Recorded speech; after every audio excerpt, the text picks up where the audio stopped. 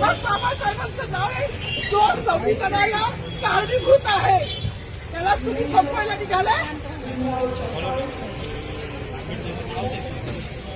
पालकमंत्र्यांची फार मोठी चूक आहे मॅडम, माफी मागणार नाही, पण पालकमंत्री पत्रात घ्यावी.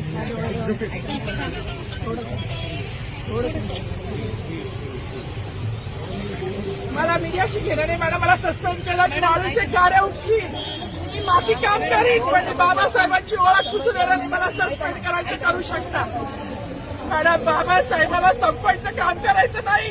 26 जानेवारी 15 ऑगस्ट मध्ये मी नाही झाला. लोकशाही मॅडम, तुम्ही सुद्धा संविधानामुळे आहात, पालकमंत्री सुद्धा पालकमंत्री संविधानामुळे आहे. कोणताही जाती भेद नाही, सगळी समानता केलेली आहे. बाबासाहेबांचं नाव आता तरी भाषणात येईल, मग तरी भाषणात येईल. ज्या लोक संविधानाला लोकशाहीला कारणीभूत नाही त्यांची नावं वारंवार घेतली गेली. मग जो संविधानाला कारणीभूत आहे तो प्रजासत्ताक दिनाचा जो मानकरी आहे त्याचं नाव भाषणात का नाही.